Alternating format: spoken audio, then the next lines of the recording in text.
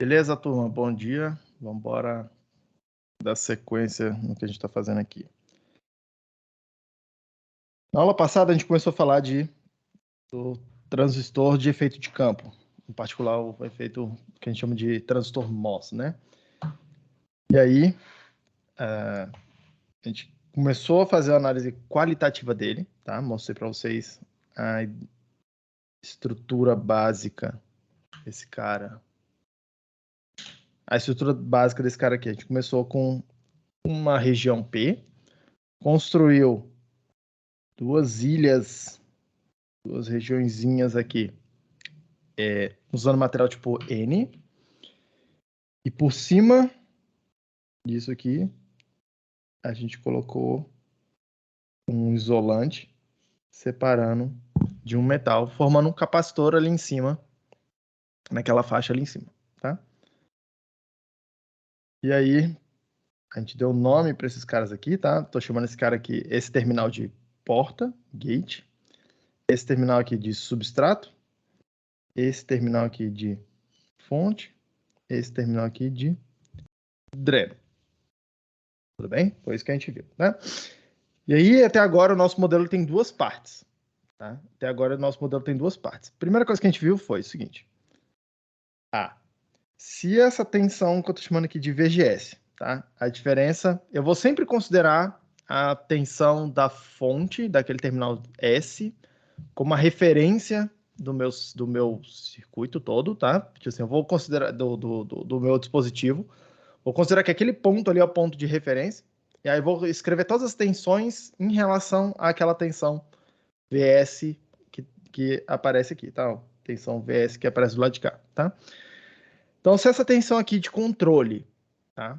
VGS, for menor do que uma determinada constante, que eu estou chamando de VTH, uma tensão de limiar, se eu tiver abaixo disso, o que a gente viu foi, não existe a formação daquele canal de condução aqui na região ativa, tá? E aí, por conta disso, a corrente ID, que vai entrar pelo dreno, atravessar o dispositivo e sair, entre aspas, ali, tá? Pelo terminal de fonte, tá? Essa corrente ID vai ser igual a zero. Nesse dispositivo em particular, eu sempre vou considerar que o ID é igual ao IS, tá? O que está entrando no dreno vai atravessar o dispositivo inteiro e vai sair lá na fonte, tá? Que não é totalmente verdade, mas é uma excelente primeira aproximação, tá? No dispositivo que a gente vai ver a partir da aula que vem, tá? O transtorno bipolar, essa hipótese aqui, ela não é verdade na maior parte do tempo, tá? Mas vai ficar bem claro para vocês que tipo, tem três correntes lá que a gente precisa fazer uma lei de Kirchhoff meio que basicamente o tempo todo, tá? Mas aqui, como os terminais eles estão isolados uns dos outros, é bem tranquilo de perceber que o que está entrando no dreno não tem como sair ali não tem como atravessar aqui para o gate. Tem um isolante aí no meio, não tem como vir aqui para o terminal o terminal do substrato, em princípio, tá? Porque na hora que eu estou conduzindo, lembra, eu formo o canal de condução, eu tenho uma junção N no lado de cima, P no lado de baixo, e a corrente não consegue atravessar nesse sentido aqui, porque essa junção, P embaixo, N em cima, ficaria reversamente polarizada, tá? Então, estou sempre considerando que a corrente de dreno vai ser igual à corrente de fonte nesse cara aqui, tá? Entra pelo dreno, sai pela fonte. Tudo que entra pelo dreno sai pela fonte.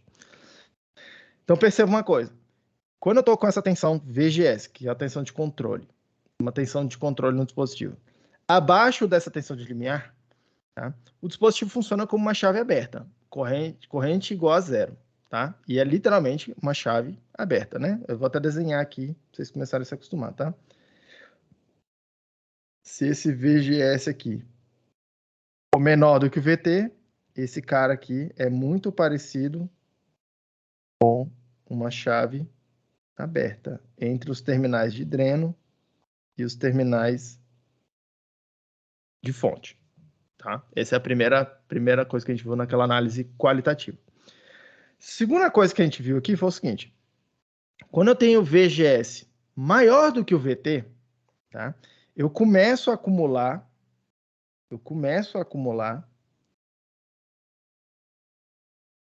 portadores minoritários que estão aqui nessa região P, tá? Elétrons livres. Eu começo a acumular esses caras numa região aqui em cima, que eu estou chamando de região ativa.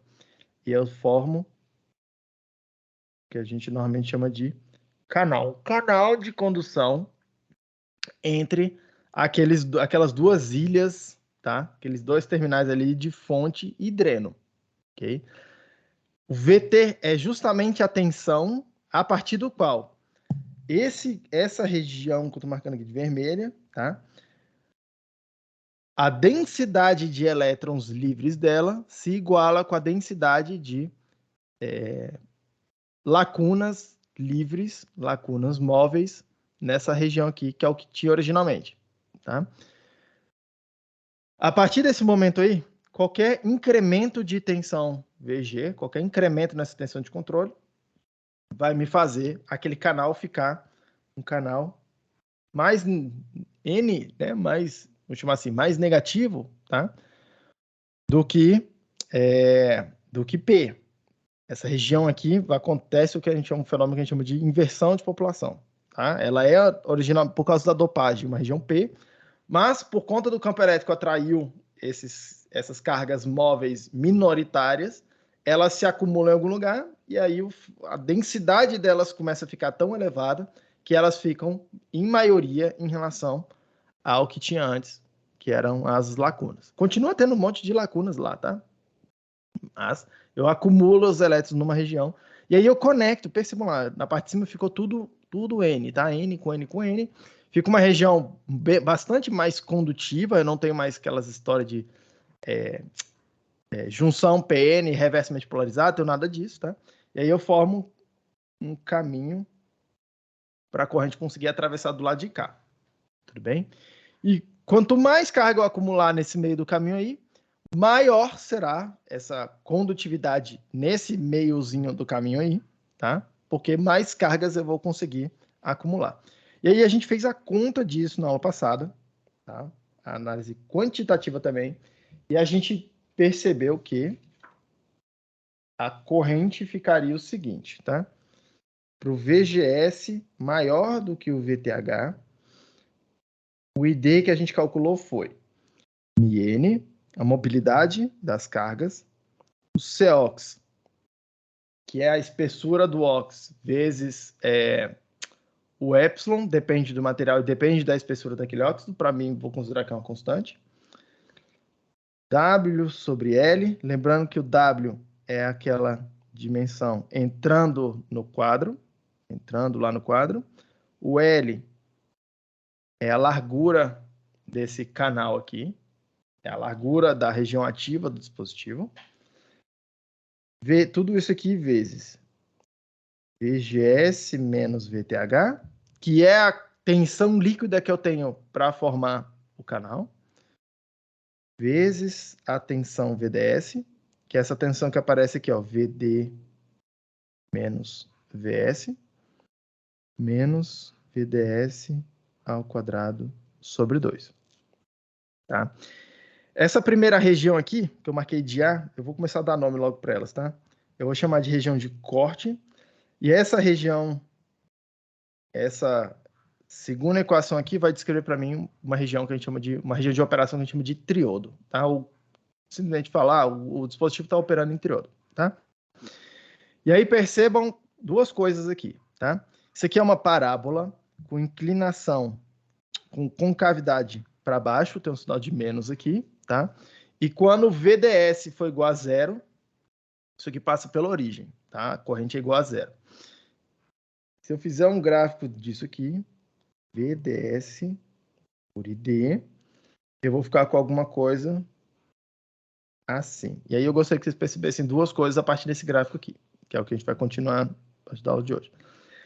Quando a tensão VDS ela está pequena, tá? Tá girando ali em torno de zero, tá suficientemente pequena, isso aqui funciona como se fosse um resistor. é parecido com o resistor. Eu posso aproximar por uma reta, passando pela origem, com uma determinada inclinação, tá? Que é a derivada daquela curva ali, quando o VDS for igual a zero. Tá? Em alguma hora a gente vai calcular isso aqui. Mas percebam que nessa região de triodo, o transistor ele funciona como se fosse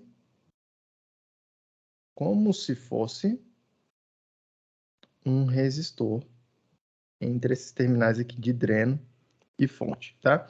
E é um resistor razoavelmente pequeno, tá? Assim, essa resistência aqui é pequena. Você lê lá no datasheet lá, é 1 ohm, meio ohm, normalmente é bastante condutivo, tá?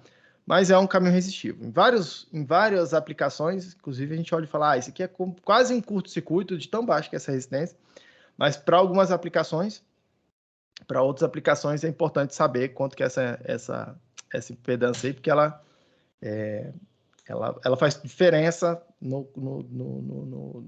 na performance final do circuito. Mas a gente olha isso um pouco mais para frente, tá? Mas repare, primeira coisa que eu gostaria que vocês vissem.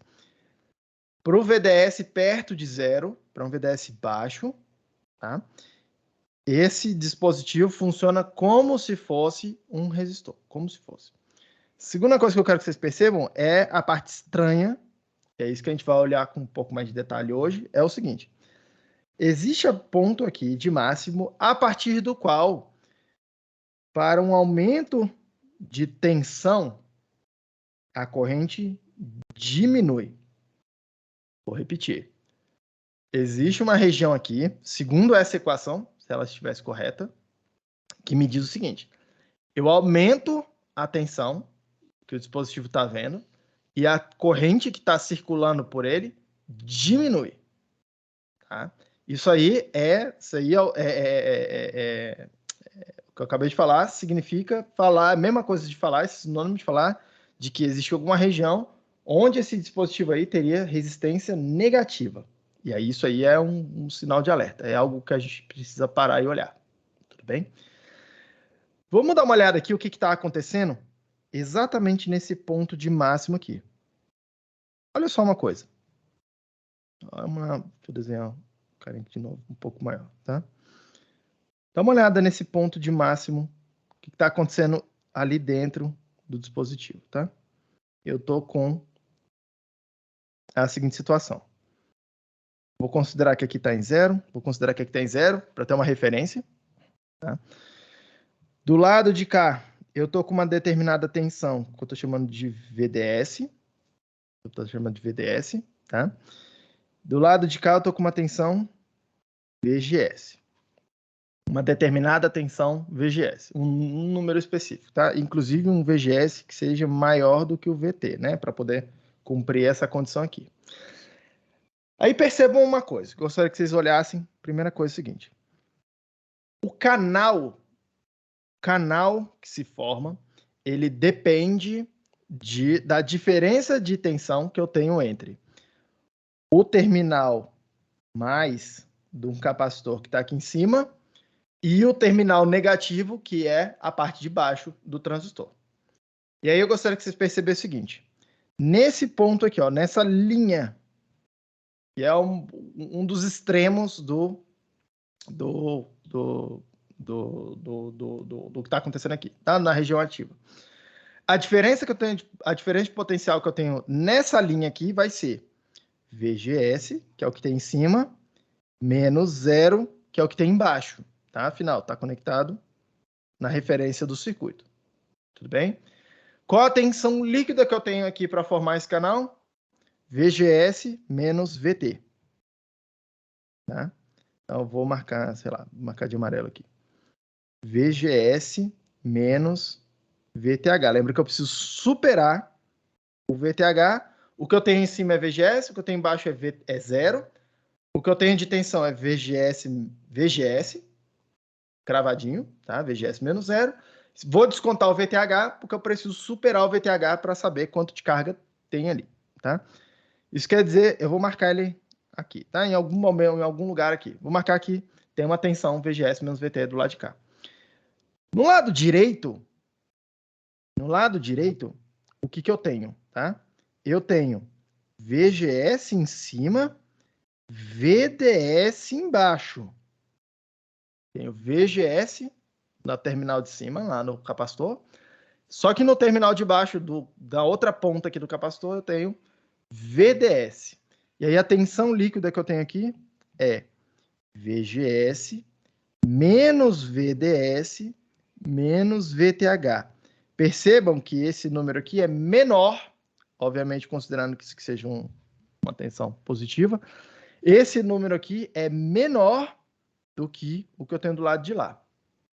Menor do que o que eu tenho do lado esquerdo, tá?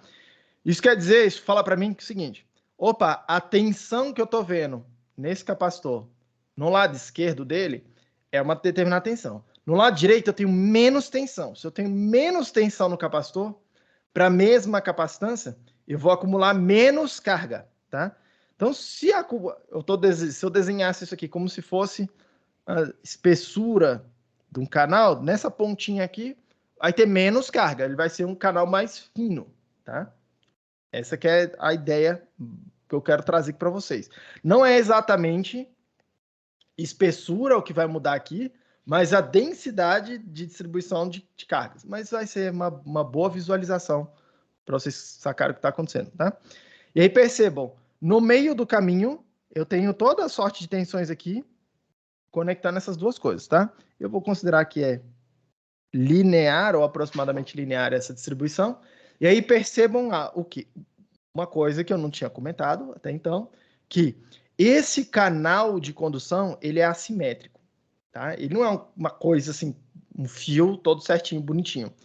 Ele é mais espesso, mais condutivo do lado da fonte e menos condutivo, menos cargas acumuladas no lado do dreno, ok? E aí percebam uma coisa que é o seguinte, quando eu fiz esse gráfico aqui, ó, VDS, a partir do momento que eu estou andando para a direita, eu estou aumentando essa tensão VDS. Considerando todo o resto constante, tá? Considerando todo o resto constante, aumentar o VDS diminui essa tensão aqui. Olha lá o VDS diminuindo, tá? Considerando o VGS constante, considerando o VTH constante. Se eu aumentar o VDS, a única coisa que está acontecendo aqui é, no lado direito, o meu canal vai ficando mais fino, e mais fino, e mais fino, tá? Deixa eu até desenhar aqui, que é para vocês verem mais ou menos o que está acontecendo. Então, vou aumentando o VDS, o meu canal vai fazendo alguma coisa tipo isso, até um limite, até uma determinada tensão, tá? Onde a tensão líquida que eu tenho aqui ficou zero, tá? Ficou zero. Eu vou diminuindo tanto esse canal aqui, do lado direito, até que vai chegar um ponto, tá? Onde a tensão líquida que eu tenho para formar ali é zero, tá? Quando que acontece isso, tá? Quando VGS menos VDS menos VTH for zero, que vai falar para mim que é quando VDS é igual ao VGS menos VTH, tá? Nesse ponto aqui, a tensão líquida que eu tenho para formar o canal nesse lado de cá é zero, tá?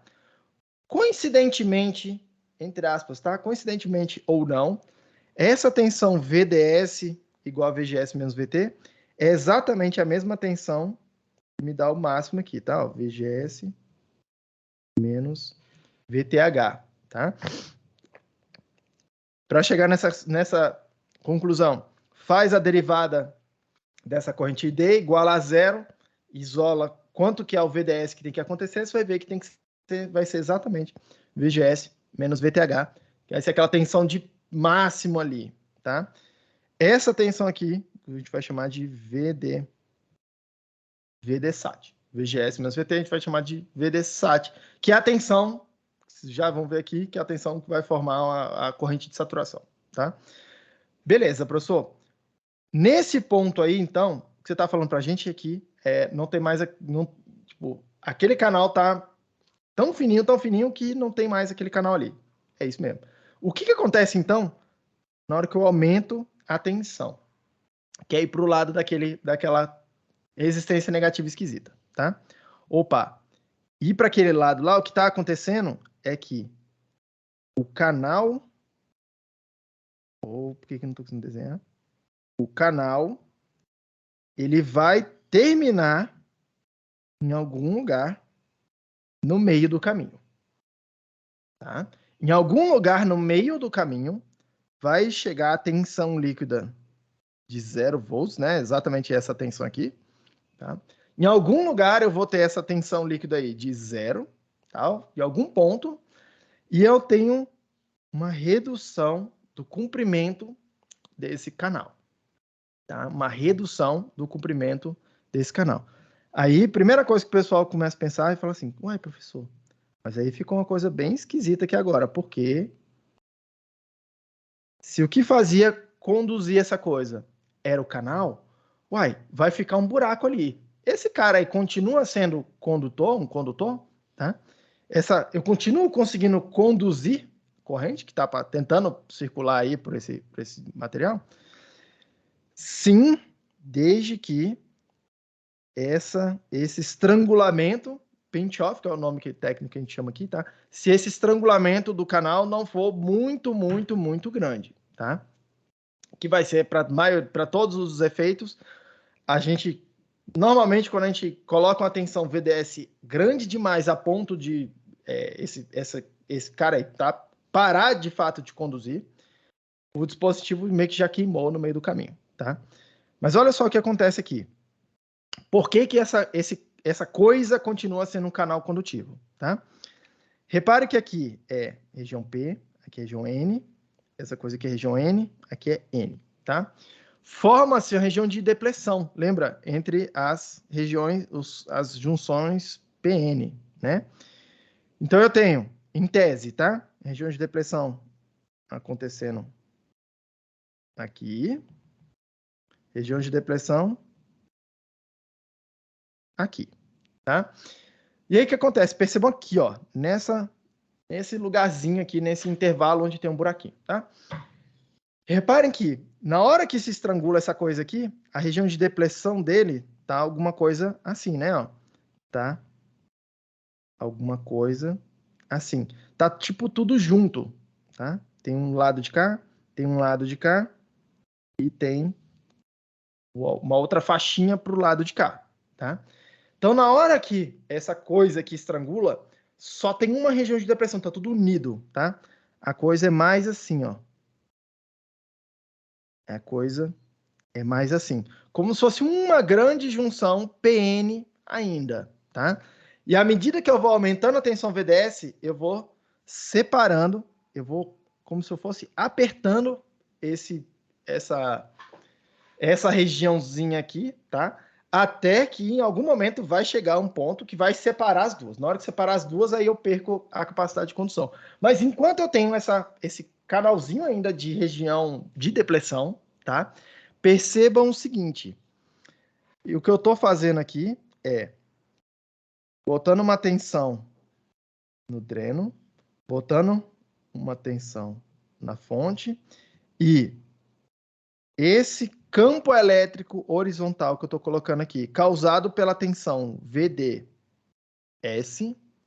o campo elétrico horizontal causado pela tensão VDS, ele vai acelerar, no caso aqui, elétrons, e esses elétrons eles vão ser injetados aqui nessa região de depressão, desenhando de vermelho.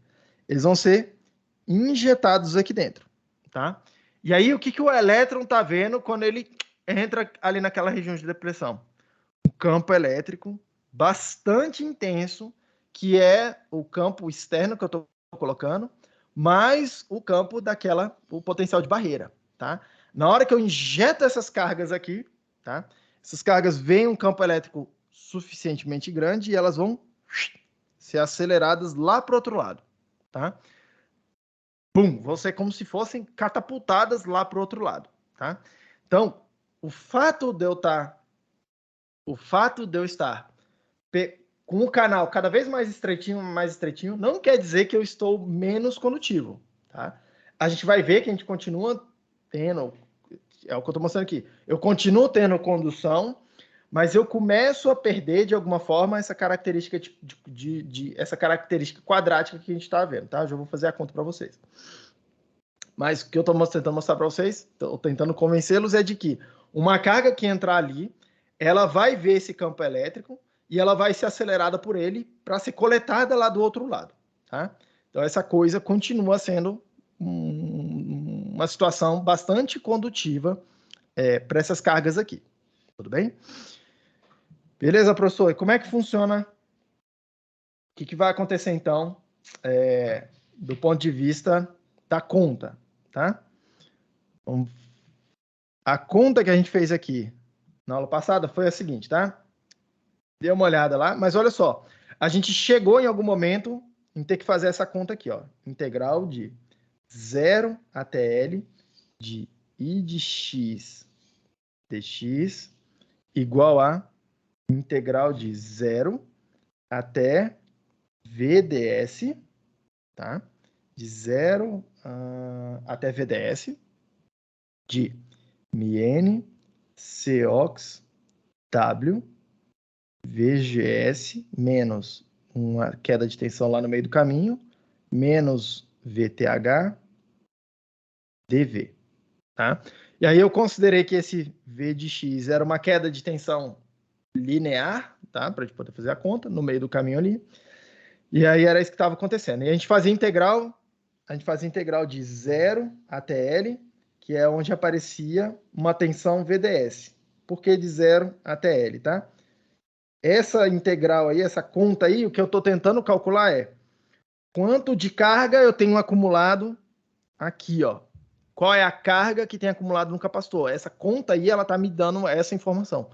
Ela depende dessa informação aí. Quanto de carga tem acumulado aqui nesse lado de baixo do capacitor, tá? Lembra que a conta básica era Q é igual a C dV/dt, e aí eu juntei isso com corrente é o gradiente de cargas no tempo, né? A derivada é o fluxo de cargas, tá? I é igual a dQ dt. Tá? A conta vem daí. Tudo bem? O que vai acontecer? Por que esses limites de integração, tá? Eu considerei que aqui era a origem de um sistema, do meu sistema, considerando aqui as dimensões. Esse tamanho aqui é L, por isso que essa integral ali em x vai ser de 0 até L. Do lado direito lá, na integral, por que vai ser de 0 a VDS? Porque do lado de cá eu considerei que estou uma tensão de referência, e aí a tensão que eu tenho aqui é 0. Do lado de cá, eu estou considerando que eu tenho uma tensão VDS, que é a tensão que eu tenho nessa ponta do lado de cá. O que vai mudar nessa conta aqui agora, tá? O que vai mudar nessa conta aqui agora? Nessa conta com o estrangulamento do canal, tá? Com o efeito que a gente chama aqui de modulação de canal, tá? Ora, o meu canal, a partir da tensão VDS mais elevada aí, o meu canal, ele não está conectando mais as duas pontas, tá? Ele agora, ele está conectando como se ele estivesse terminando no meio do caminho. Eu vou desenhar meio exagerado aqui para ficar bem visível, tá? Então, perceba, essa integral que eu quero calcular é quanto de carga está acumulada aqui. Eu quero continuar calculando a mesma coisa, tá? Só que eu preciso ajustar aquelas integrais ali. Percebam que eu não vou fazer mais integral de 0 até L. Eu vou fazer integral de 0 até uma distância que eu vou chamar de L', que é onde termina esse canal, tá? 0 até L'. Então, primeiro ajuste que eu vou precisar fazer aqui. Segunda coisa que eu preciso fazer ajuste é o seguinte, essa tensão aqui, ó, na ponta, nesse lugar aqui, não é mais o VDS exatamente, tá? Essa tensão aqui é a exata tensão limítrofe, onde de um lado, acima dela forma o canal, que é o que está acontecendo do lado esquerdo, abaixo dela não forma o canal, tá? Que é o que está acontecendo do lado direito. Essa tensão limítrofe aqui é VGS menos VTH. É o que eu acabei de mostrar aqui para vocês, ó. Eu não estou conseguindo desenhar. É VGS menos VTH, tá? Essa é a tensão a partir do qual não tem mais aquela formação daquele canal de condução. Por isso que eu vou considerar agora, na minha integral aqui, eu preciso ajustar isso aqui, porque eu só estou integrando de 0 até aquele ponto L' onde termina o canal. Eu preciso integrar no lado da tensão de 0, que é a tensão que tem lá do lado esquerdo, até a tensão que tem quando termina o canal, que é exatamente essa tensão VGS menos VTH. Tá? O restante do argumento é todo igual ao que a gente fez antes. Tá? O único ajuste é isso aqui, a gente perceber que o canal está acabando antes e ajustar esses limites de integração. Tudo bem? Ajustar esses limites de integração. E aí eu vou considerar um caso bastante específico. Tá? Eu vou fazer uma aproximação aqui com vocês. Nas notas de aula, depois a gente até... vale a pena a gente fazer hoje. Vamos lá. Vou fazer uma primeira aproximação aqui com vocês. Vou falar o seguinte. Eu vou considerar que esse L' é aproximadamente o L. Tá? Eu vou considerar que essa distânciazinha aqui, ó, do canal estrangulado, é uma distância pequena, desprezível, perto do tamanho total do canal. Já já a gente vai melhorar isso. A gente vai precisar dar uma... Vocês vão ver que vai dar um determinado resultado, tá? Que inclusive é o que a gente vai ficar usando a maior parte do tempo. Mas eu preciso fazer uma pequena correção aí para ter um resultado um pouquinho melhor, para vocês entenderem um outro fenômeno lá que é extremamente relevante para o funcionamento dos transistores, desempenho deles, tá? Mas vamos fazer essa aproximação aqui por enquanto, tá? E aí percebam que eu vou fazer integral de 0 até L, fazendo essa consideração, tá? L, para todos os efeitos, é uma quantidade conhecida, enquanto que o L' não é. Mas o L é uma quantidade conhecida, porque eu escolho a geometria do dispositivo, eu digo qual o tamanho que ele vai ser. E o VDS aqui agora, ó, é uma constante, tá? Fazendo essa conta, a gente vai ficar com o seguinte. ID, que eu vou chamar inclusive de ID de saturação, já fica claro, tá? Mas um ID vai ser meio de μn Cox W sobre L, L' no caso, né? Mas eu estou considerando que o L é igual a L', VGS menos VTH ao quadrado, tá? Percebam que ficou independente do VDS, tá? Da tensão VDS, porque agora aqui, antes eu tinha de fato uma tensão para controlar, agora o meu VDS está constante para todos os efeitos aqui, tá? Para todos os efeitos, o VDS está constante. Tudo bem? Perceba uma coisa, tá, gente? Ó, não quer dizer que essa tensão está constante. Tá? O que eu estou dizendo é que se aumentar essa tensão, essa coisa empurra um pouquinho para a esquerda, mas a tensão que está aparecendo aqui, ó, nesse ponto onde não tem mais canal, continua sendo VGS menos VTH. Se a tensão VDS, que eu estou aplicando lá, diminuir, esse ponto chega um pouquinho mais para a direita, o canal fica um pouquinho mais comprido, tá? Percebam que mexe o L', né? Tá? Mas o canal fica um pouquinho mais comprido, mas a tensão que eu tenho ali naquele ponto onde termina o canal continua sendo VGS menos VTH. Então, do ponto de vista dessa integral, aquela tensão está fixa. Tá? Do ponto de vista da integral. Não quer dizer que no circuito, não quer dizer que o dispositivo está vendo tensão constante VDS. Tá? Eu posso estar mexendo a tensão, só estou dizendo que o efeito dela nessa integral não vai aparecer. Tá? Mas percebam que mexer no VDS altera o que eu estou chamando aqui de L'. Se eu aumento o VDS, esse L' diminui. Se eu diminuo o VDS, o L' aumenta. O canal fica mais comprido. Tá? Então percebam que esse termo aqui, L, que está entrando no lugar do L', nessa aproximação que eu estou fazendo, esse cara aí depende do VDS. Esse cara depende do VDS. Já já a gente vai ajustar ele para poder considerar o efeito do VDS, o efeito daquela tensão aqui, tá? Mas vamos dar uma olhada no que aconteceu aqui, por enquanto, tá? Vamos dar uma olhada no que aconteceu aqui. Percebam que, do ponto de vista do VDS, essa equação aqui está me dando uma corrente constante. Vou repetir. Do ponto de vista do VDS, Essa equação está dizendo para mim que a corrente é constante. Eu mexo no VDS e não altera a corrente, tá? Juntando as duas informações, todas as informações que a gente tem agora, o que eu estou tendo? E aí, deixa eu inclusive fazer um quadro limpo, tá? Porque basicamente esse aqui é a folha que você precisa para entender tipo assim, entre aspas, tá? A folha de cola que você precisa para entender todo o comportamento do transistor, tá? Do transistor MOSFET. Eu tenho uma primeira região aqui que eu chamei de corte, que acontecia quando o VGS era menor do que o VTH.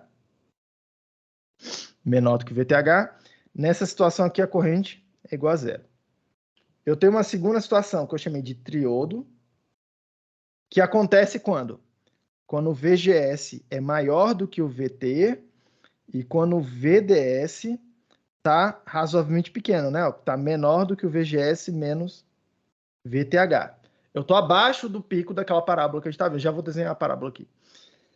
Nessa situação aqui, o comportamento do dispositivo é ID vai ser μN Cox W sobre L VGS menos VGS menos VTH vezes VDS menos meio de VDS ao quadrado. Responde quadraticamente com relação ao VDS. E agora aqui com vocês, eu acabei de chegar numa terceira situação, que eu vou chamar de região de saturação, que acontece quando? Quando o VGS for maior que o VT, porque senão não tem canal. Quando o VDS está grande, está maior do que o VGS menos VT. E aí, nessa condição aqui, VGS maior do que VDS grande, tá? E grande, por grande ou pequeno, eu quero dizer maior do que essa tensão de overdrive, VGS menos VT. Eu estou estrangulando o canal, meu canal está acabando antes do... Não conecta exatamente as duas partes que a gente estava vendo ali, tá? E aí, nessa situação, é o que a gente acabou de calcular, a corrente vai ser meio de μN Cox W sobre L VGS menos VTH ao quadrado. Vai ter alguma coisa multiplicando aqui, tá? Vai aparecer uma coisa multiplicando aqui já, até o final da aula, mas para todos os efeitos, eu tenho uma corrente aproximadamente constante em relação ao VDS. E aí o gráfico dessa coisa aqui fica como, tá? Em relação ao VDS. ID, VDS. Abaixo da tensão VGS menos VTH, tá? Eu tenho a parábola como eu tinha antes. Tudo bem? A partir desse ponto aqui, VGS menos VT, acima dessa tensão VGS menos VT, eu entrei nesse regime de operação e aí eu fiquei com a corrente aproximadamente constante, tá? Percebam que o seguinte, tá? O transistor, ele tem essas três caras, três regiões de operação, três caras, tá? Como se fossem três possibilidades de funcionamento. Quando ele está funcionando em corte, ele se comporta como se fosse uma chave aberta. Quando ele está em triodo, ele funciona como se fosse um resistor, que é o que está acontecendo aqui, ó. É uma reta passando aqui na origem. Quando essa tensão está suficientemente baixa, tá? Quando ele está funcionando em saturação, quando ele está operando na região de saturação, percebam o seguinte, tá? Eu mexo na tensão VDS, que é essa tensão que aparece aqui. A corrente ID, que é a corrente que circula por aqui, está constante. Corrente constante, tá? Corrente constante é igual falar que isso aqui é uma fonte de corrente, entre esses terminais aqui, ó, dreno e fonte, tá? Uma fonte de corrente, só que ela depende de uma determinada tensão, que é a tensão de controle, depende da tensão VGS, tá? Então isso aqui é uma fonte de corrente, vou até escrever, fonte de corrente controlada por tensão. Uma fonte de corrente controlada por tensão, que é o que está acontecendo aqui, ó, na hora que eu estou aqui, corrente constante, tá? O que quer dizer controlada por tensão? Quer dizer o seguinte, se eu aumentar a tensão VGS, essa corrente aumenta. Ela aumenta assim, ó, vem para cima o gráfico, tá? Quando eu aumento a tensão VGS. Quando eu diminuo a tensão VGS, o que acontece com essa corrente? Diminui, tá? Diminui. Percebam que aumentar a tensão VGS, tá? Aumentar a tensão VGS aumenta essa tensão, que é onde o gráfico vira a fonte de corrente, tá? Esse ponto aqui andou para a direita, e aí o que acontece é alguma coisa assim, tá? Deixa eu desenhar aqui de novo. Se antes eu tinha alguma coisa assim, agora eu vou ter alguma coisa, um pouco mais de tensão, a partir do qual fica constante. Se eu diminuo a tensão VGS, tá? Esse pontinho aí onde eu estou marcando, ele anda um pouquinho mais para a esquerda, VGS menos VT está menor, a partir do qual ficou constante. Tudo bem? Então percebam que essa é a cara do dispositivo. Corrente constante. Se eu aumentar o VGS, aumenta a corrente que está circulando ali naquela fonte de corrente. Tudo bem? E a gente vai usar isso aí, esse efeito aí de fonte corrente controlada por tensão que a gente vai usar para fazer os amplificadores, tá? É o efeito que a gente está procurando. Tudo bem? Beleza. O que mais? Seguindo em frente aqui. Vou fazer um pequeno ajuste, tá?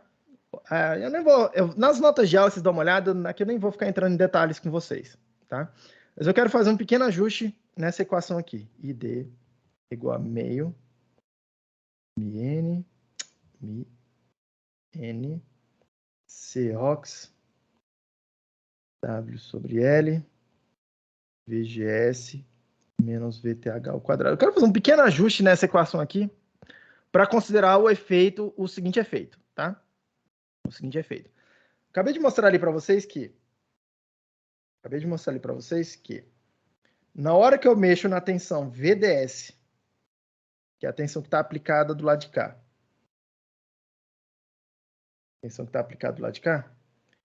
o ponto onde o canal se estrangula, ele muda, tá?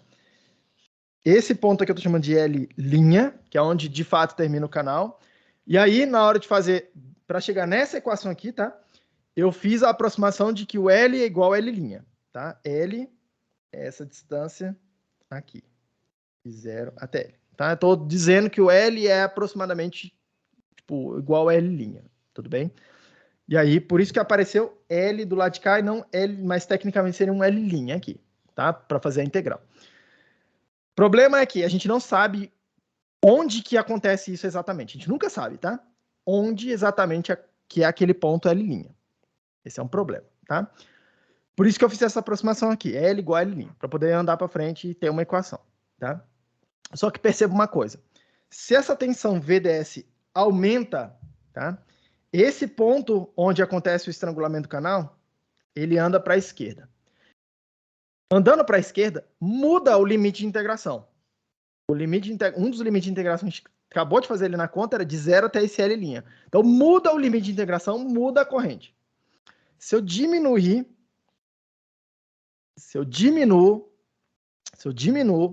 a tensão VDS, esse ponto L', ele anda um pouco mais para a direita, tem mais canal, muda o limite de integração. Muda essa quantidade que está plugada do lado de cá, que é o L', tá? Muda esse parâmetro aqui, tá?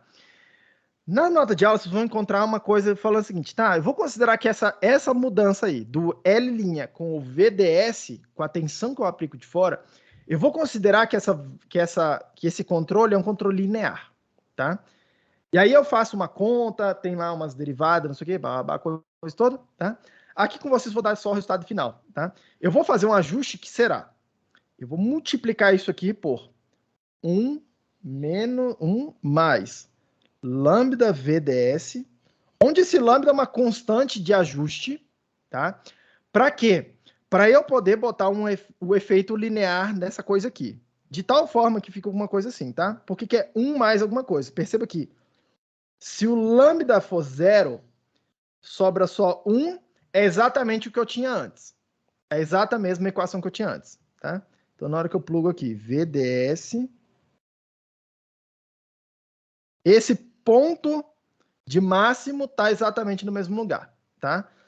Que vai acontecer quando VDS for igual a VGS menos VT, pluga essa parada aqui, vai dar exatamente o mesmo lugar que eu estava antes, tá? Beleza. Quando aquele lambda não for zero, o que eu estou querendo fazer? Tá? O que eu estou querendo fazer? Em vez de ter uma corrente constante do lado de cá, que é falar, é todo mundo constante, eu estou querendo considerar no modelo, na equação, tá? O efeito da tensão VDS na corrente. Percebam que, na hora que eu aumento o VDS, diminui o L', diminuir o L' faz aumentar a corrente. Esse é o efeito do VDS meio que na corrente por meio desse parâmetro L'. Aumenta o VDS, diminui o L', só que o L' está dividindo. Na hora que eu diminuo o que está dividindo, aumenta a corrente. Então eu coloquei um fator aqui, estou dizendo que é linear, de tal forma que quando aumenta o VDS, aumenta a corrente. Tem uma coisa somando aqui. Na hora que diminui a tensão VDS, aumenta o L', diminui a corrente. O que eu estou fazendo?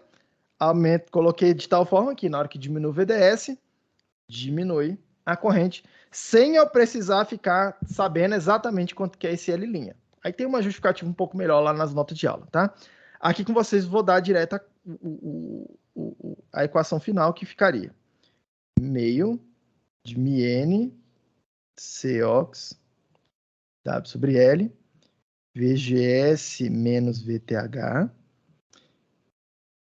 1 mais lambda VDS. Tudo bem? E aí o que eu estou dizendo aqui, e esse é um excelente modelo, tá?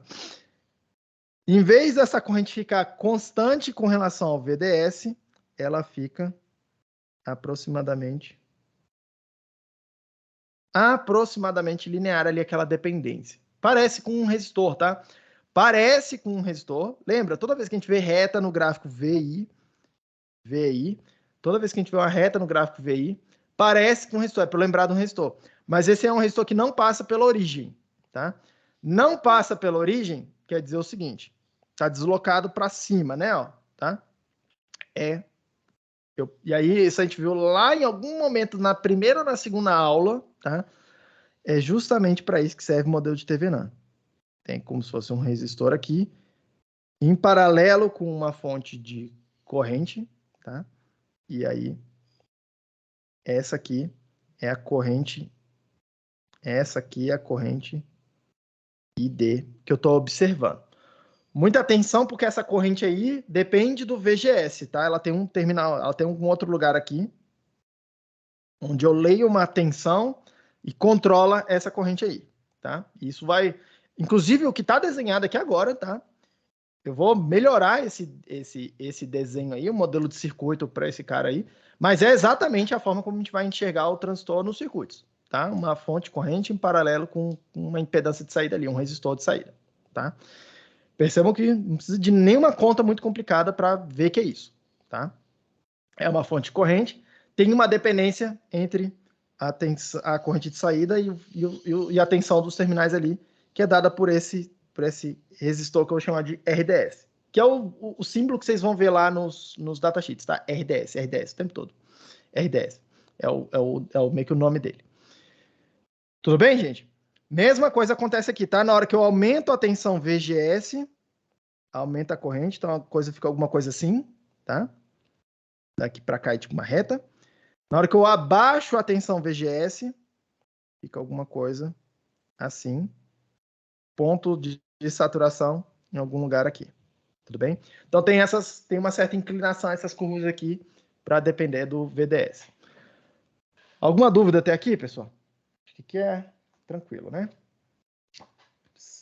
Ixi, agora cadê as notas de aula na ordem? 7, 8, 8, 9. É isso aqui. Pronto. Tudo bem? Todo mundo comigo? professor. Beleza. Sim, pergunta. Nessa equação que está acima do circuito, essa está menor, do ID, tem um termo ao quadrado ali, não tem? VGS menos VTH? Tem. Isso.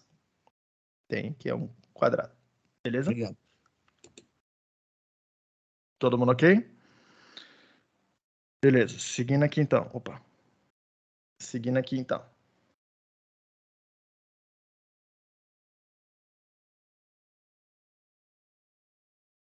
Vamos lá. Quero fazer uma conta aqui para vocês para a gente fechar a aula, tá? E aí, na aula que vem, a gente vai começar a falar de outro transtorno. A gente vai guardar toda essa informação aqui. Vai começar a falar de outro transtorno para poder, a partir da semana que vem, sempre fazer os circuitos já, tipo assim, olha só, o que acontece com o transtorno polar, o que acontece quando o transtorno é o MOSFET. Para eu poder ir tudo de uma vez, para não precisar ficar mostrando os circuitos tudo repetido para vocês, tá? Que é o que normalmente os livros fazem. Mas a gente pode andar um pouco mais rápido. Até porque os dois transtornos fazem a mesma coisa com pequenos detalhes de diferença, tá? Eu quero mostrar um negócio aqui para vocês. Isso aqui tá 7, 8. Quero mostrar quero mostrar aqui para vocês de onde é que vem vamos fazer um circuito aqui, tá?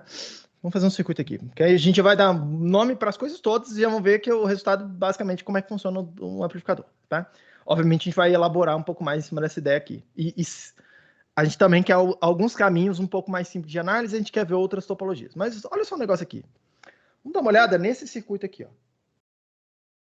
Resistor, vou chamar de R. Vou chamar só de R, tá? Vou botar uma tensão fixa VDD do lado de cá. Vou botar meu transistor aqui. Vou botar uma tensão de entrada Vin. E eu vou considerar como a tensão de saída aqui, ó, Vout. Tá? Vout. E aí eu quero considerar uma situação bastante particular. Eu quero considerar uma situação particular que será a seguinte, tá? Eu vou considerar que nesse Vin está entrando o seguinte: uma tensão VDC mais o que eu vou chamar aqui de delta Vzinho, um delta V, tá? Que é para considerar que eu tenho uma situação onde eu tivesse, tá? Ó, olhando no tempo agora aqui, onde eu tenho uma tensão DC em torno do qual tem algum delta V,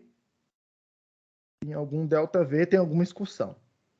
VDC. Quero considerar essa situação aqui, tá? Então, vou considerar que tem duas componentes entrando, tá? Uma tensão constante, que é essa parte DC do lado de cá, tá?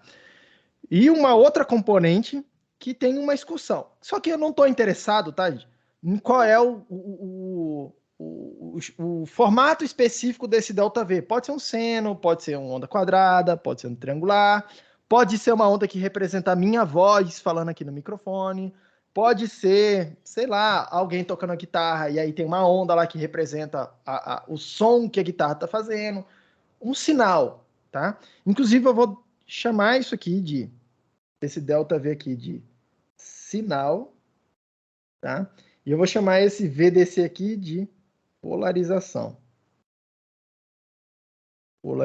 Tá? Essas duas componentes aqui. Mas vou considerar que tá entrando isso, tá? Beleza. Quanto que é o Vout? A pergunta é essa. Vamos calcular o Vout, tá? Percebam o seguinte, tá? Lei de Kirchhoff das correntes continua funcionando, tá, gente? Lei de Kirchhoff das correntes não depende de qual dispositivo que tem aí. Pode ser transistor, diodo, pode ser um dispositivo alienígena que você colocou ali. Qualquer coisa, lei de Kirchhoff das correntes continua funcionando, tá? E eu alerto para isso, porque, assim, várias vezes eu vejo alguns alunos com dificuldade na hora de fazer a conta, simplesmente que eles não querem aplicar a lei de Kirchhoff, esquece de aplicar a lei de Kirchhoff, escreve lei de Kirchhoff aqui e vai substituindo as coisas que vão aparecendo, os termos que vão aparecendo, que você vai chegar em algum lugar, tá? Então vamos lá, lei de Kirchhoff das correntes no nó de saída. Outro parêntese. O que eu acabei de falar, normalmente é a técnica para resolver todos os circuitos que a gente vai fazer daqui até o final do semestre. Aplicar a lei de Kirchhoff das correntes no nó de saída. Tá? Então, anota isso aí. Se alguém está fazendo anotação, anota isso. Aplicar a lei de Kirchhoff das correntes no nó de saída. Tá? vocês vão ver que praticamente, eu vou chutar aqui, 90% dos circuitos que a gente vai fazer daqui até o final do semestre, o caminho para resolver eles é fazer leite das correntes no nó de saída. Obviamente, alguns têm que fazer uma coisinha a mais, ajustar ali, achar uma outra equação para complementar, mas todos eles envolvem leite das correntes no nó de saída. Tudo bem? Então vamos lá. Eu vou ter essa corrente, vai ser igual a essa corrente, que eu vou chamar aqui de IR é igual a ID, porque é a corrente que está entrando pelo dreno, tá? A corrente está entrando pelo dreno, então eu tenho IR igual a ID. Quem é IR? IR é V sobre R, tudo bem? Quem é o V no resistor? V no resistor vai ser VDD menos Vout dividido por R. Isso aqui tem que ser igual a corrente no resistor, no transistor, tá?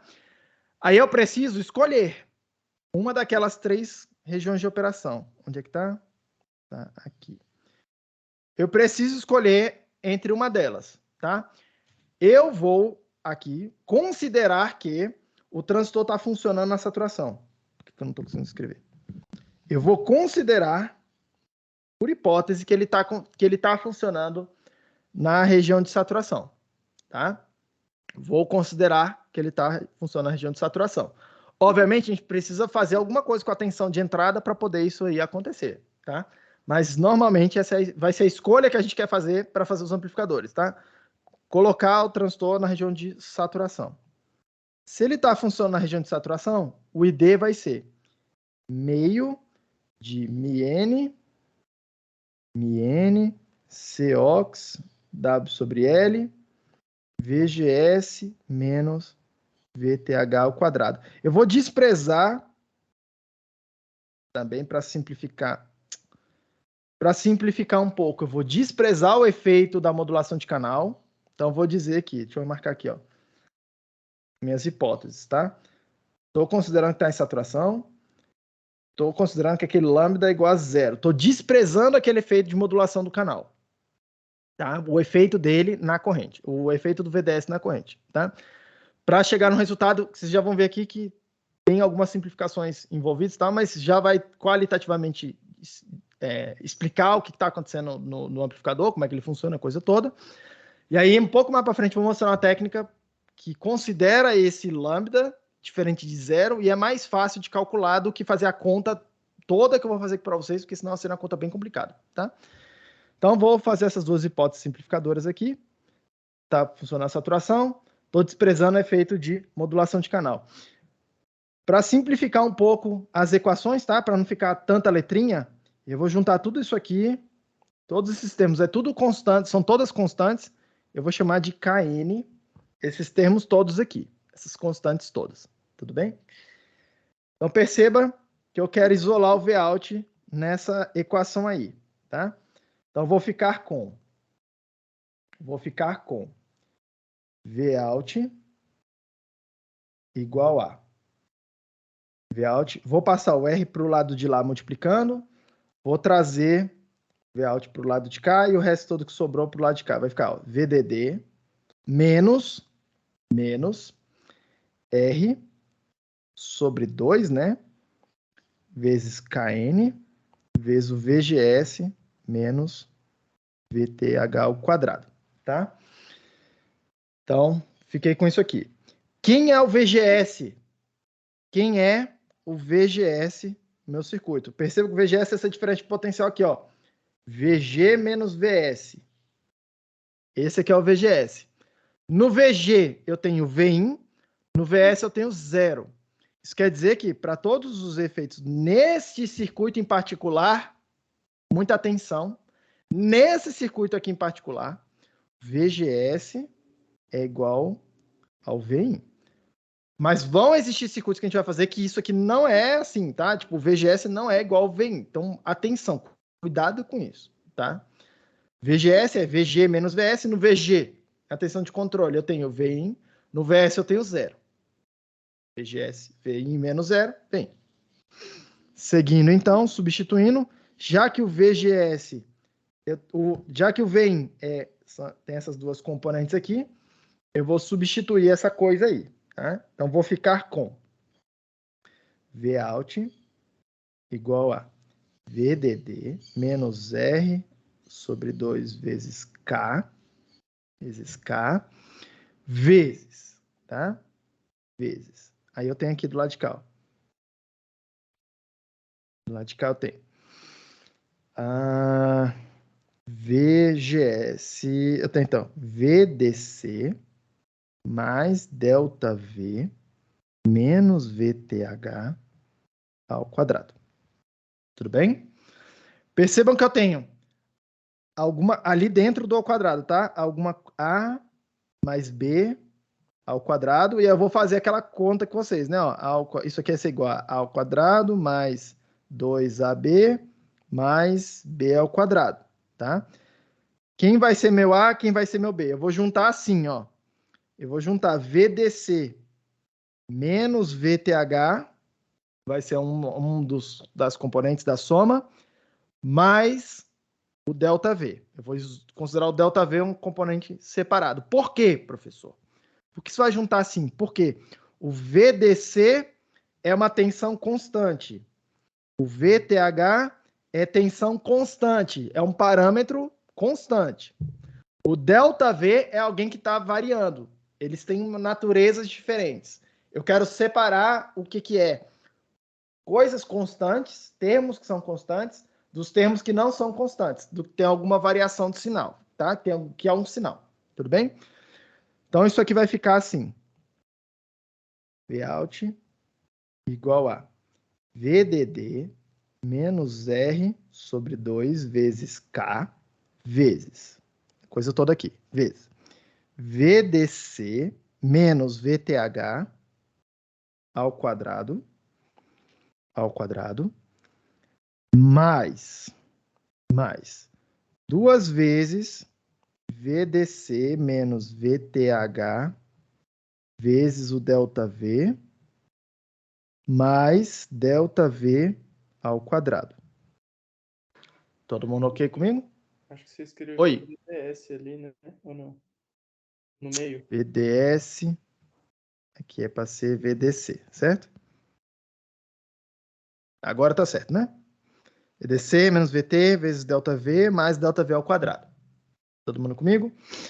Tecnicamente, isso aí é o resultado, tá? Mas olha só uma coisa aqui, que a gente quer fazer uma aproximação aqui, tá? Normalmente, que é o que a gente quer fazer. Olha o que está acontecendo. Eu tenho 3 componentes saindo aqui, tá? Tenho 3 partes no meu sinal de saída. Eu tenho uma primeira parte que é constante.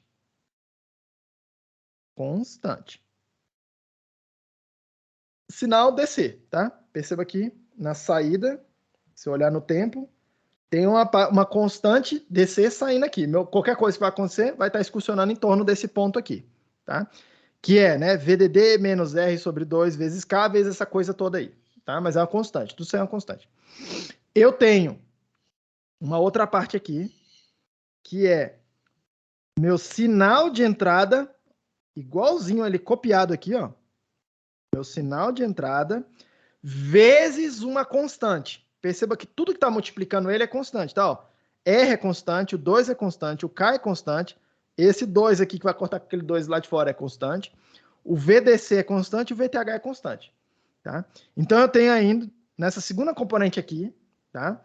Uma constante, eu vou chamar só de GM, nome clássico, vezes o meu ΔV. Tudo bem? É o que está aparecendo do lado de cá, uma constante vezes um ΔV, tá? Se fosse só essa parte aqui, o que estaria acontecendo, tá? Ó, entrou seno na entrada, estaria saindo um seno na saída, multiplicado por uma constante, tá? Pode ser que essa constante seja maior do que 1, pode ser que seja menor do que 1. Para todos os efeitos aqui, vai ser sempre maior do que 1. A gente vai olhar esses casos aí um pouco mais para frente, tá? Mas está multiplicando a constante. Vou considerar que está crescendo aqui o tamanho do sinal. Tudo bem? Percebam que copia é exatamente o efeito de amplificador que eu quero, né? Boto a minha voz ali, sai a minha voz do outro lado, maior. Eu boto, sei lá, um instrumento aqui que o volume dele, o som tá bem baixinho, eu tô tocando ele aqui. Do outro lado lá do amplificador sai o volume suficiente para encher um estádio inteiro de som. tudo bem? Esse é o efeito que a gente está procurando no amplificador, tá? Só que tem um termo aqui indesejado para a gente, ó, que é o ΔV ao quadrado. ΔV ao quadrado, eu vou dar um nome para ele, tá? Eu vou dar um nome para ele. Eu vou chamar isso aqui de distorção. Distorção. Todo amplificador tem alguma coisa parecida com esse termo aí, tá? Ou é o quadrado, ou a exponencial do sinal de do sinal, ou alguma coisa não linear alterando o sinal, tá?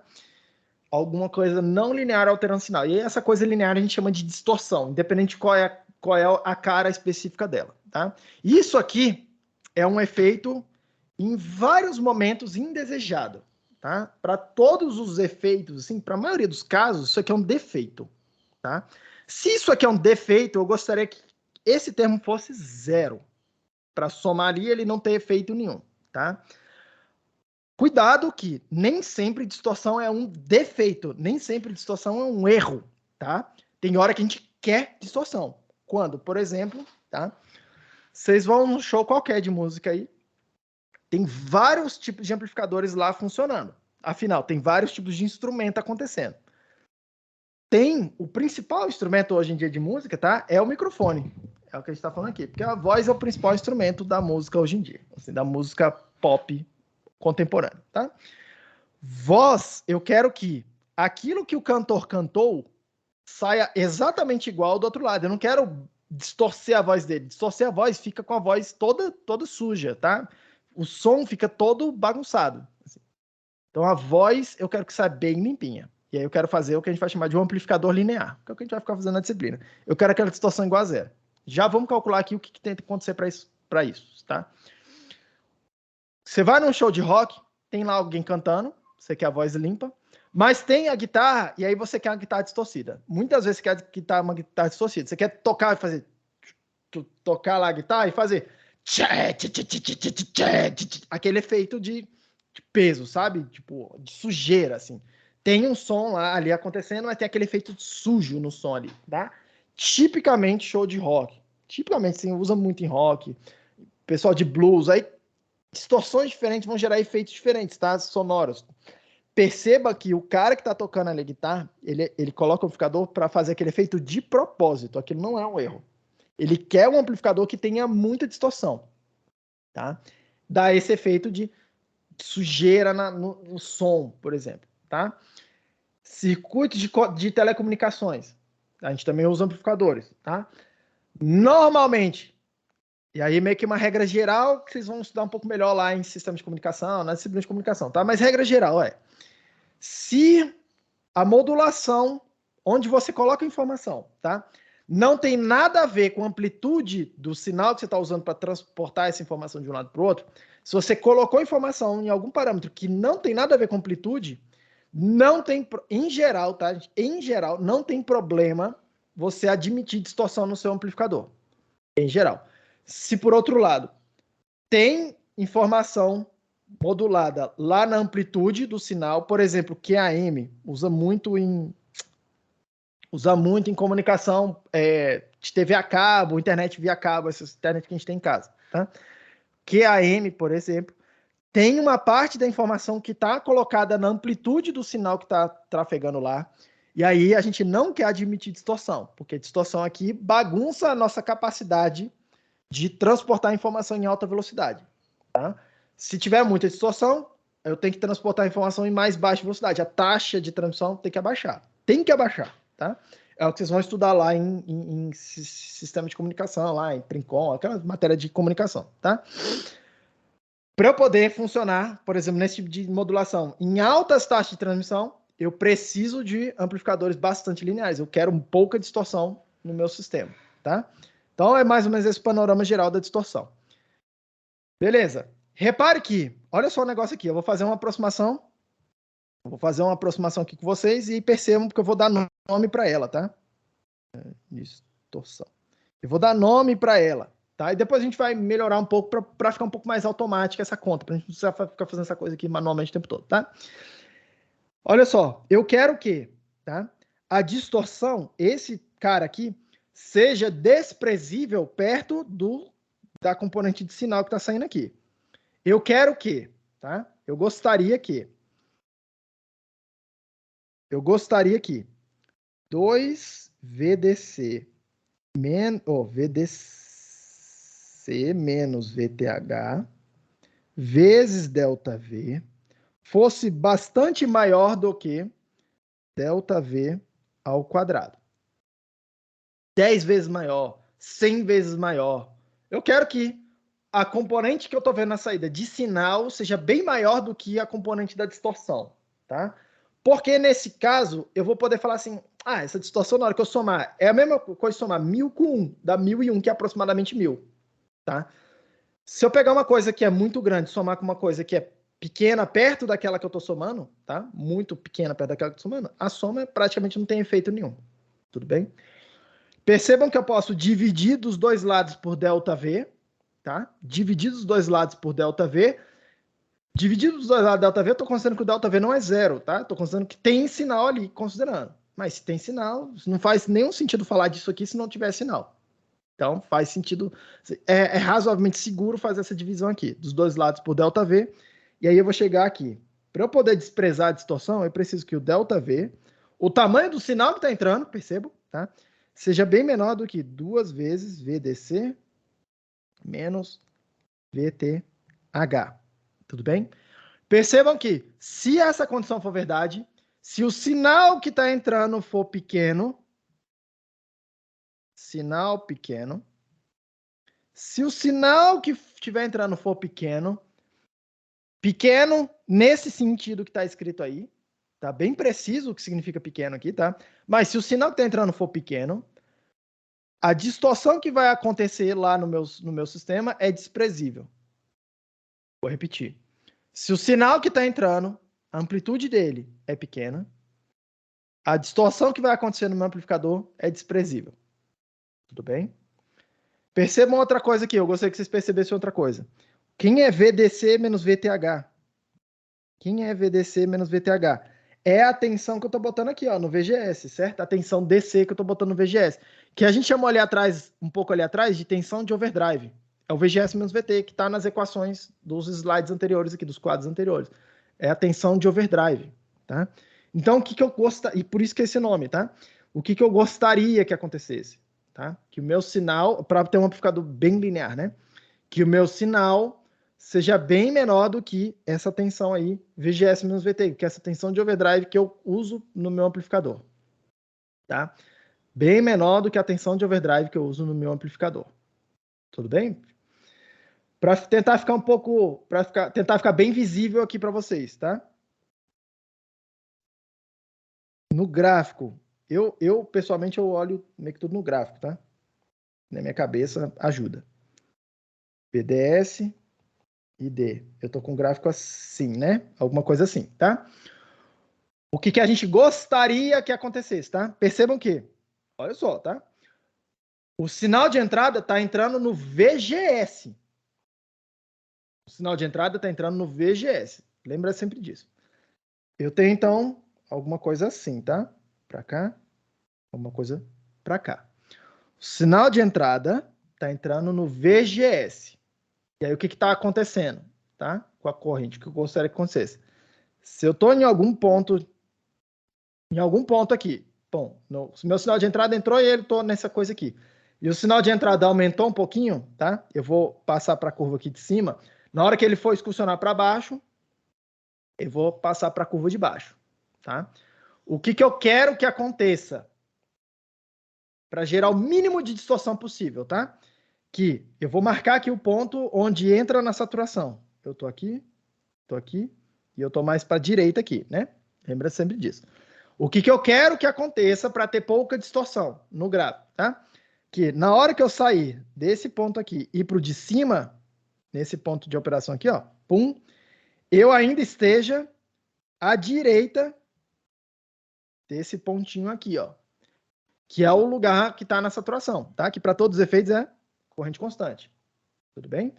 Eu quero que quando eu diminuir o tamanho do sinal, quando o sinal de entrada abaixar a tensão, tá? Ele está excursionando para cima e para baixo, quando ele abaixar, eu esteja à direita desse ponto. Percebam que na hora que eu abaixo é fácil, tá? Eu sempre estou indo mais para a direita do ponto, porque o ponto de saturação está indo mais para a esquerda. Na hora que eu abaixo a tensão. Na hora que eu aumento a tensão, do sinal de entrada, fica mais difícil ficar na saturação. Por quê? Porque esse pontinho aqui, que separa, tá? Do lado de cá é triodo para todos eles, do lado de cá é triodo, do lado de cá é saturação. O ponto que separa o triodo da saturação, na hora que eu aumento a tensão de entrada, ele sempre vai andando para a direita. E aí ele, se por algum motivo, tá, eu chegar muito perto desse ponto aqui, quanto mais perto desse ponto, mais distorção eu vou produzindo. É isso que está acontecendo, tá? É isso que vocês precisam olhar, é isso que você está meio que tentando ver o tempo todo, tudo bem? E aí, eu acabo dando uma regra geral aqui para vocês, que é uma regra que meio que, olha só, daqui, tá? É muito mais fácil fazer amplificadores lineares, amplificadores que têm pouca distorção, quando a corrente está baixa.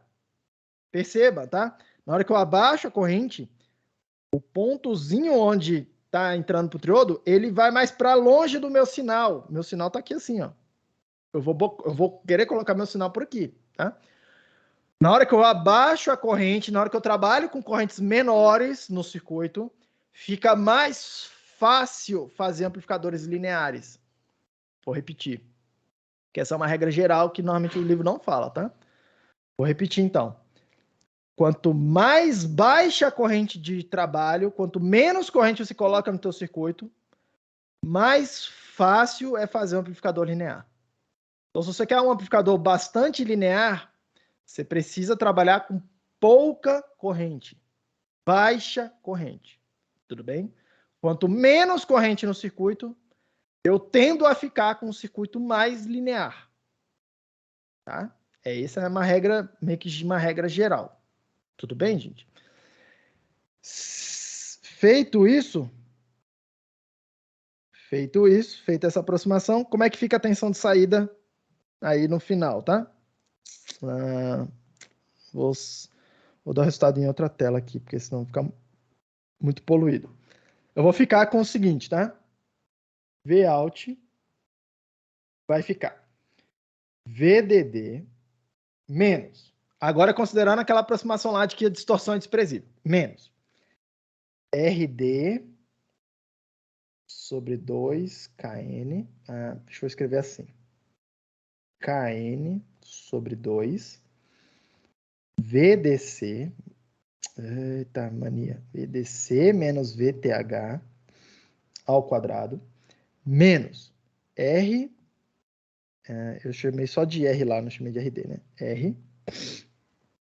R vezes KN VDC menos VTH vezes delta V. Lembrando que o circuito é este aqui.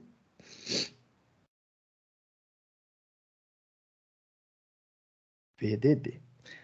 Vamos ler o que está escrito aqui, tá? Olha o que tem aqui. Se a distorção está desprezível, se eu estou naquela condição que a gente chama de condição de pequeno sinal, tá? Ou condição linear, que é um nome que eu prefiro, olha o que aconteceu na saída. Tá? Lembrando que na entrada, deixa eu marcar aqui, ó, na entrada está aparecendo, né? Ó, uma tensão constante mais o sinal. O que apareceu na saída? Apareceu uma tensão constante. Apareceu uma tensão constante. O VDD é constante, o R é constante, o K é constante, o 2 é constante. O VDC é constante, o VTH é constante, e fazer ao quadrado de uma constante continua sendo uma constante. Saiu uma tensão constante do lado de cá. Que é esse valor aí, ó, constante, tá? Saiu uma constante. E aí, do outro lado ali, a outra componente é meu delta V, o meu sinal, vou chamar aqui de sinal, tá? Meu sinal multiplicado por uma constante, menos 1 vezes R, vezes o K, que é uma constante, vezes VDC menos VT, que é uma constante, tá? Essa constante aqui eu vou chamar de ganho, tá? Esse componente todo aqui está multiplicando o ΔV, eu vou chamar de ganho. Simplesmente eu vou dar um nome para ele. Assim, parou, me travou minha voz. Vou chamar esse cara aqui de ganho, tudo bem? E aí percebam algo, que é o que eu quero que vocês percebam, tá? Que é o que vai me levar a técnica de solução de circuito um pouco mais para frente. Entrou no circuito, tá? VDC mais um ΔV. Saiu. Um Vout DC mais, para todos os efeitos é uma soma aquilo ali, mais um ganho, que eu vou chamar de AV, tá? Como a gente estava fazendo lá nos amplificadores operacionais, vezes o meu ΔV. E aí eu quero que vocês percebam o seguinte, o que está causando o quê, tá? Presta atenção. O VDC apareceu aqui, ó. Isso quer dizer que o VDC produz esse cara aqui. O VDC apareceu aqui, ó, no ganho. Isso quer dizer que o VDC está conectado para cá também, como se fosse uma causa desses caras aí. No lado esquerdo aqui, ó, não tem ΔV. ΔV é amarelinho que tem na entrada. Então, não existe esse caminho aqui, tá? Ó, esse aqui não tem. Tudo bem? Não tem essa conexão. Apareceu ΔV do lado de cá. Então, tem esse caminho do lado de cá. E aí eu quero que vocês percebam o seguinte. Está escrito aqui, fala assim para mim. Opa, olha só. Se tem duas componentes entrando, tá? Duas componentes entrando e duas componentes saindo, claramente, pelo que está escrito nas setinhas, eu posso pensar, conjecturar e falar o seguinte.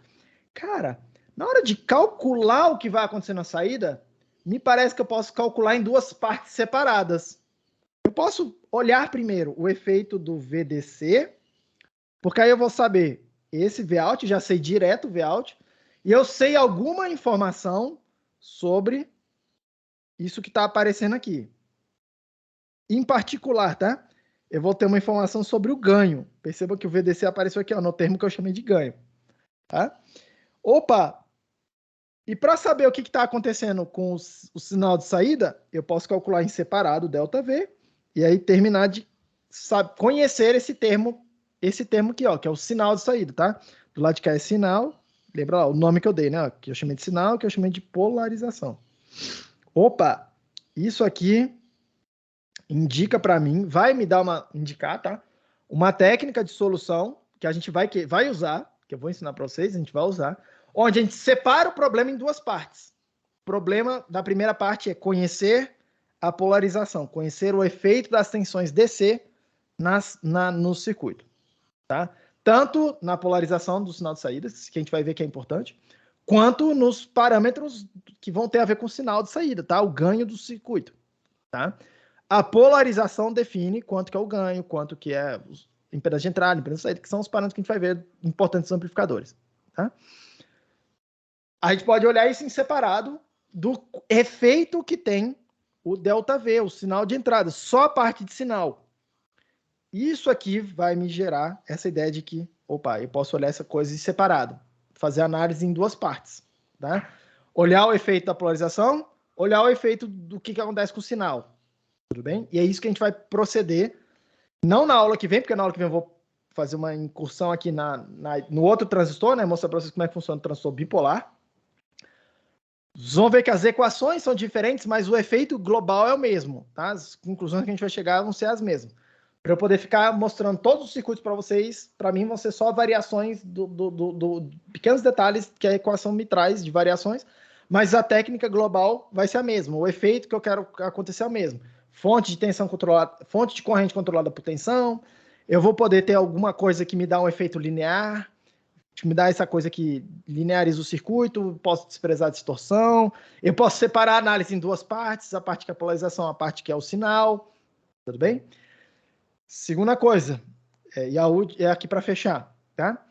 Isso aqui faz mais sentido quando vocês estão lá no laboratório montando alguma coisa, tá? Porque no laboratório, em particular, e aí vocês são a última turma que vai ficar fazendo esses experimentos remotamente aí por simulação, mas lá no laboratório a experiência é muito mais frustrante do que vocês estão tendo hoje, tá? De simulação, porque você bota o simulador, simula e a coisa meio que funciona, tá? Lá no laboratório mesmo físico, lá nos dispositivos de verdade, tá? Você vai lá, liga o projeto amplificador, você liga e ele não funciona. Esse é o normal, tá? Do engenheiro eletrônico. Você liga e ele não funciona. O circuito não funciona, tá? Primeira coisa que você tem que fazer em termos de amplificadores. Percebam que esse ponto, essa informação aqui, o VDC, a parte DC do sinal, do que você está colocando na entrada, ela controla tanto o DC na saída, quanto o que vai acontecer com o sinal de saída. Se vai ter ganho ou não. E aí eu vejo lá no laboratório, vi muito isso, tá?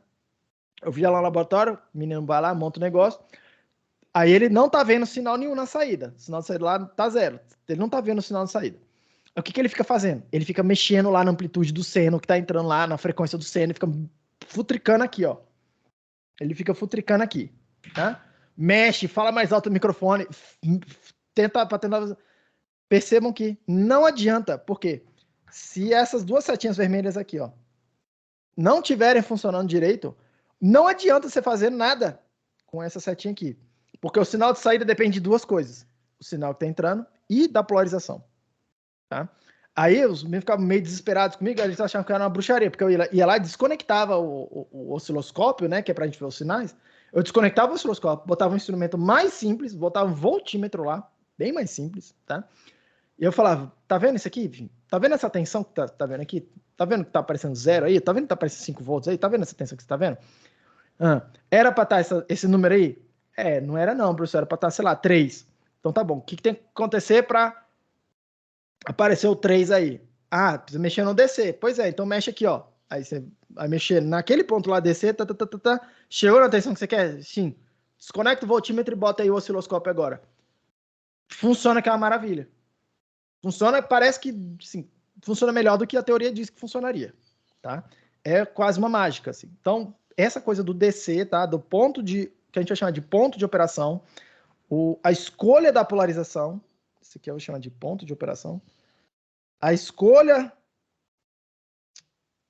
de operação, a escolha desse ponto de operação aí, dessa tensão DC, faz toda a diferença para o circuito, tá? Faz toda a diferença, ter muito ganho, pouco ganho, tá vendo muito sinal, tá vendo pouco sinal, gastar muita energia, gastar pouca energia, faz toda a diferença. E é o que eu vou mostrar para vocês até o final da disciplina. Alguma dúvida até aqui, gente? Alguma dúvida até aí? Guarda esse circuito aqui, ó. Tá? Guarda esse circuito aqui na mente de vocês, porque o que a gente vai fazer daqui até o final do semestre são variações desse cara aí, tá?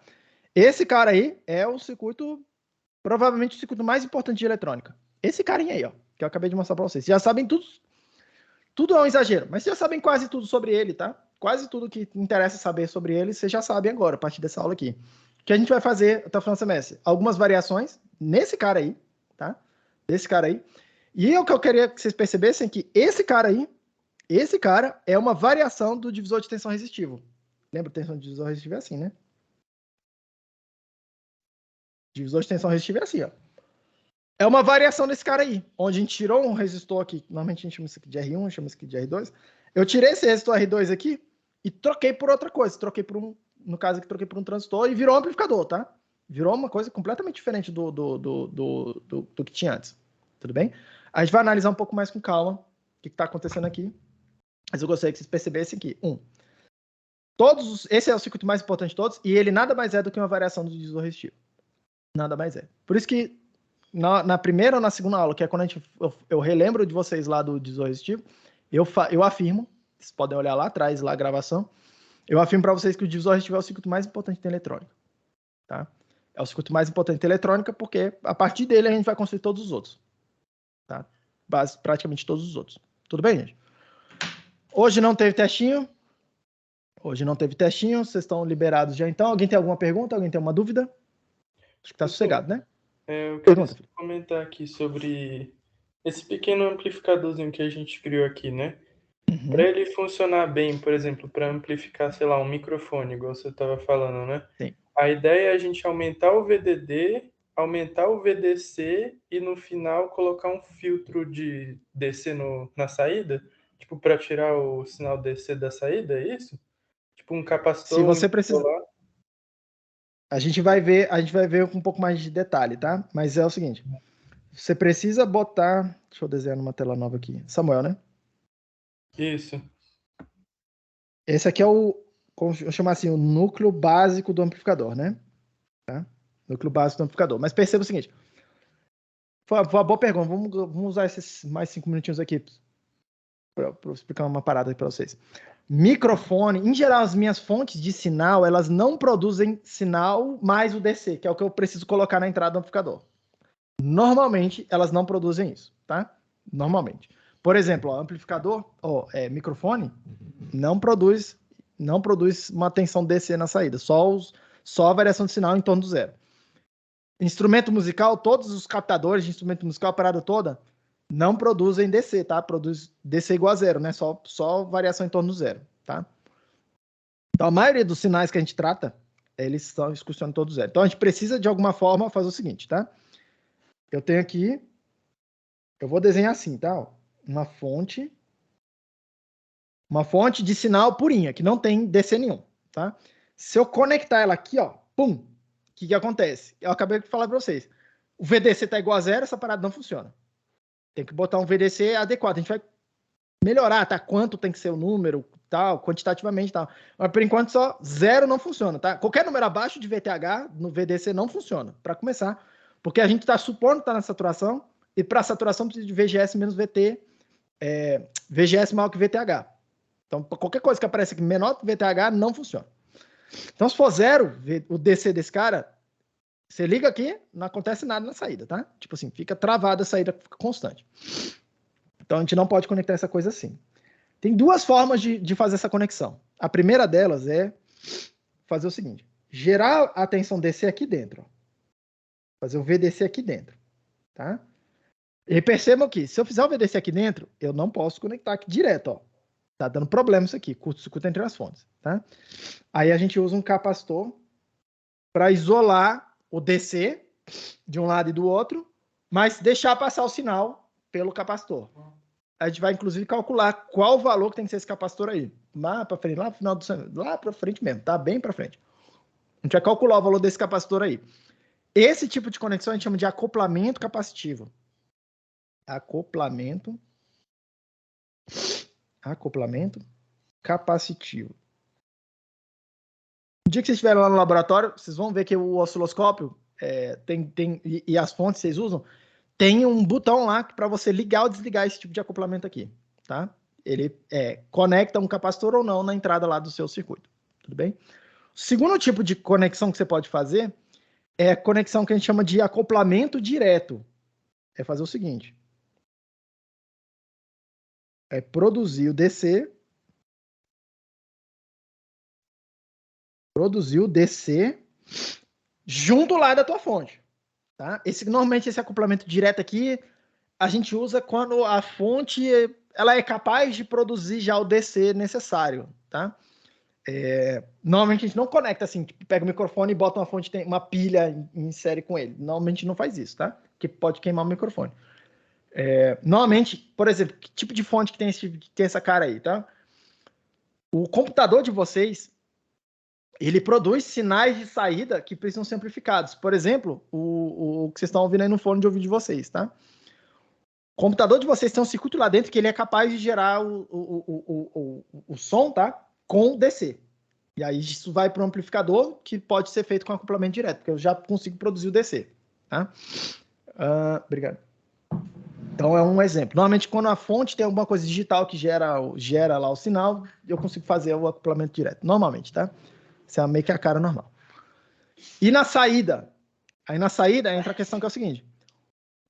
A pergunta a se fazer, Samuel, o que você vai conectar na saída? Tá? Se o que você vai conectar na saída não se importa com o DC ou precisa do DC, você faz o acoplamento direto, né? Você vai aqui e pum, conecta direto lá. Tá? Se o que você vai conectar na saída se importa com aquele DC ali, por exemplo, se importa no seguinte sentido, não pode ter DC, por exemplo, alto-falante. Alto-falante, seja ele pequenininho assim, ó, do fone de ouvido, seja ele de um alto-falante grande, tá? Não pode ter DC entrando lá, tá? Porque o alto-falante, o mais comum, tá? É o que a gente chama de alto-falante dinâmico, que é assim, ó. Ele é uma bobina. É aqui onde vai ter os terminais, os fios dele, tá? Vai ter uma bobina. meio que dentro dessa bobina, tá? Eu não consigo desenhar dentro aqui por causa do desenho, mas dentro é um enrolamento assim. Dentro da bobina tem um ímã, tá? Eu vou desenhar aqui do lado de fora, mas esse ímã tá dentro da bobina e aí conectado nesse ímã, tá? Tem o diafragma do alto-falante. Aí o que você quer fazer, tá? Na hora que você coloca a corrente passando num sentido aqui, por exemplo, assim, gera um campo magnético que, por exemplo, puxa o ímã. E aí o diafragma, ele é puxado. Quando você coloca a corrente no outro sentido, você empurra, você gera um campo magnético que empurra o diafragma na outra direção, tá? E aí o que você quer fazer? Você quer ficar alternando, puxar, empurrar, para essa coisa vibrar, e aí a vibração dela, vibrar o ar, agitar o ar e aí fazer o som, tá? O que acontece quando você bota corrente, uma tensão DC aí nessa parada, tá? Quando você bota tensão DC, você puxa o alto-falante e você fica puxando ele. Você não fica vibrando ele, você puxa e fica vibrando ele, tá? Ele fica sempre tensionado. Ou você empurra ele e ele está sempre empurrado, tá? Você não está vibrando ele, está sempre empurrando. Dependendo, e essa força aí, gente, é tipo assim, é absurdamente forte esse negócio aí, tá? É para um alto-falante, mesmo que ele seja pequeno, essa força aí é assim, quando a gente calcula, é uma parada que é impressionante, tá? Tipo assim, toneladas de força em cima de um troço desse. Por incrível que pareça, né? Então, na hora que você bota lá, para uma mesma tensão DC pequenininha, toneladas de força lá empurrando ou puxando o alto-falante desse. Se vocês repararem o alto-falante, ele tá preso, tá? Ele tem tipo uma borrachinha assim, ó, em torno, uma espuminha em torno dele, para prender ele num lugar fixo. Até porque senão ele não conseguiria vibrar, né? Senão ele ia vibrar e ia sair pulando por aí. Para prender ele em algum lugar, tem essa, como se fosse um amortecedorzinho, liga ele lá. É uma espuminha, tá? Tem que ser bem flexível. Na hora que você puxa essa parada aí, essa espuma rasga. E aí, na hora que rasga, aí começa seu alto-falante. Até funciona, tá? Mas começa a fazer todo tipo de barulho que vocês puderem imaginar. Chiado, tipo coisa batendo. Realmente fica uma coisa desprezível. Então perceba, Samuel. Dependendo da fonte que você tiver, dependendo do que está consumindo a tensão de saída do amplificador, pode ser que você queira fazer acoplamento capacitivo na saída também. Para isolar o DC, para não passar DC, tá? A gente vai calcular quanto é que tem que ser esse capacitor aí também. Lá no finalzinho do semestre, tá? Quanto que tem que ser o valor desse capacitor para esse negócio funcionar direitinho. Tudo bem? Mas tem esses dois de acoplamento, capacitivo e direto, tanto na entrada quanto na saída. Aí depende da fonte que você está colocando e depende da carga que está vendo a saída. Mais alguma pergunta? Obrigado. Valeu. Em circuito de áudio, sempre tem, tá? O capacitor na entrada e o capacitor na saída. É sempre capacitivo esses dois acoplamentos aí. Eu nunca vi sem ser capacitivo, tá? Em circuito de áudio. Em outros circuitos eu já vi acoplamento direto. Na saída, o acoplamento direto acontece bastante, por exemplo, quando tem algum sinal, por exemplo aqui que a gente está usando o tempo todo. Telefone de vocês, o meu computador está ligado aqui no microfone. O microfone está aqui gerando sinal, tem um fio que conecta, inclusive do meu lado aqui na mesa, tem uma caixinha que é um amplificador, tem um amplificadorzinho dentro, porque o meu computador não consegue carregar um microfone desse aqui sozinho. A caixinha não está conectada com uma conexão analógica no meu computador, ela tem um cabo USB já, tá? Então lá dentro tem um circuito digital que vai transformar a minha voz em bits lá, tá? Um conversor analógico digital, um ADC. O ADC em geral, ele em geral precisa de entrar com uma coisa com DC, tá? Ele em geral não consegue medir tensão negativa, em geral, tá? Então repare, ele quer o DC chegando aqui. Ele precisa desse DC chegando aqui, positivo, tá? Então é um tipo de circuito que precisa entrar com DC, ele conexão direta aqui.